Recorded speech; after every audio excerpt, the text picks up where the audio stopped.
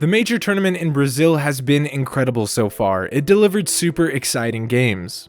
The 4 best teams will now face up in the semifinals, Loud vs DRX and NAVI vs Fnatic. And you saw it in the thumbnail, our money is on Fnatic right now. We'll explain why in today's video.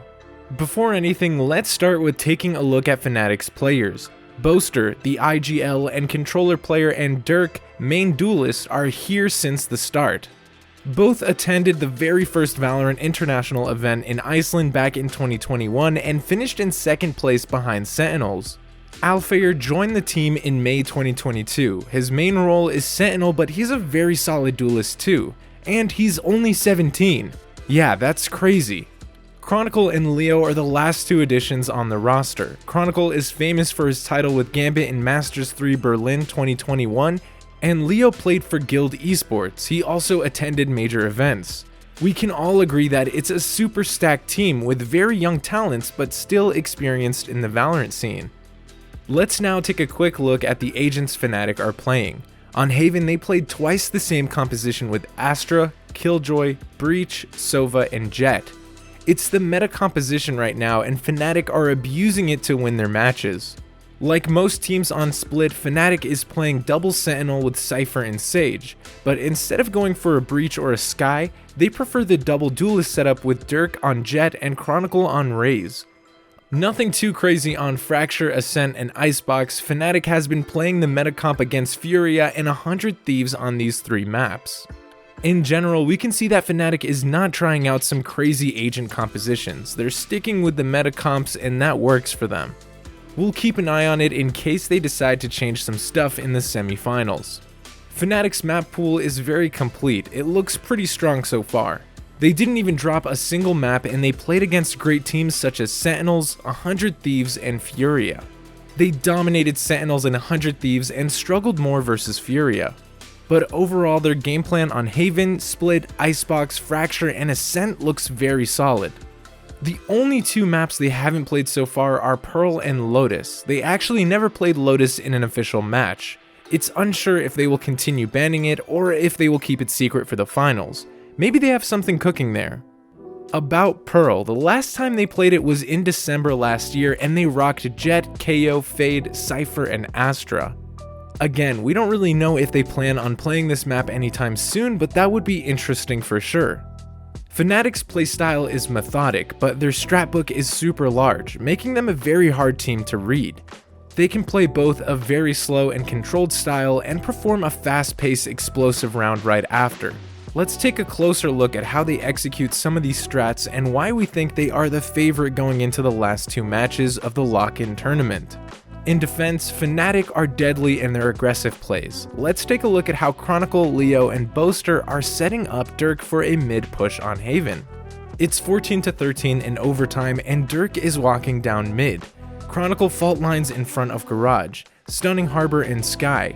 Dirk eliminates the Harbor and dashes to catch Skye, still using her Trailblazer. But once again, he's not alone. Boaster has a pull, Leo a shock dart, and Chronicle sends an aftershock. Dirk is even able to retreat back to safety. This setup is maybe a little bit excessive, but it works, and Fnatic end up winning the round. The second defense round we will cover is on Ascent. We have KO on B side helped by Alfair's Killjoy setup. He himself is playing mid with an operator. Sova, Omen, and Jett are playing on the A site with another operator on Dirk. Furia is going for an A-split through main and catwalk with Killjoy lurking mid. Dirk misses the first op shot, but he quickly repositions. Boaster stops the tree push with his paranoia while Leo catches Jett in tree, and Alfair kills the enemy Killjoy on mid with his operator. From his new position behind the generator, Dirk finds the KO and kills Omen with his Blade Storm, helped by Boaster's smoke. The last elimination is an easy one. This round showcases the interesting setup Fnatic has in a passive defensive round. 2 operators on Killjoy and Jett, KO on B playing off of Killjoy's setup, and Sova plus Omen supporting Jett on A. If things went sideways, they still had Alfair's lockdown ultimate to retake one of the sites. This is a perfect flawless round to end the half. Let's now take a look at how Fnatic approaches the attacking rounds. In this round of Fracture against 100 Thieves, Fnatic is opening with a quite unusual setup, with 4 players over on the other side and Killjoy alone on the main side. It's usually the other way around. In this round, the goal is clearly to end on the B side, but they still decide to leave Dirk taking a peek into Dish, making sure 100 Thieves are not trying to push there. Leo sends a Fade Haunt to clear Arcade and they freeze for a moment. The goal is to wait for Fade to join Killjoy on the other side to start the execute. Once it's done, they start scaling up and Killbang standing on top of the generator. They are not running onto site yet, just holding positions as they hear 2 players stomping from B lobby. Here comes a big fight. Chronicle finds KO on site and Boaster kills Cypher in CT. After eliminating 2, Cryo finds himself in a 3v1 with low HP. Leo and Alfear did their job there, even if they both died. Boaster chases Cryo and kills him before the end of the round. This game was very rough for 100 Thieves, they lost 13-1. On attack, they can also switch up the pace and just rush defenders. Let's take the C rush they did on C vs Sentinels as an example. After Leo's Sova Dart, Dirk updrafts onto the platform, beating Tense's Operator. Breach's stun and Killjoy's Molly prevent any passive holders from peeking CT or Garage, dealing some damage to Pancada. The post-plant positions are also very good. They can all play off contact. It's much better than playing all 5 from long and spraying and praying. Boaster and Chronicle eliminate Tense and Dirk using his blades to decapitate Zekin and Def. Alfear on Killjoy was running up from C to trade Chronicle, who just died from Pancada. This great rush and post-plant setup won them the game. As a bonus, just take a look at this insane combo play they pulled off against 100 Thieves on Fracture. Leo throws his Siege in Sand on A and Boast ults Cryo down. There's nothing he can do and Fnatic are starting the round with the numbers advantage.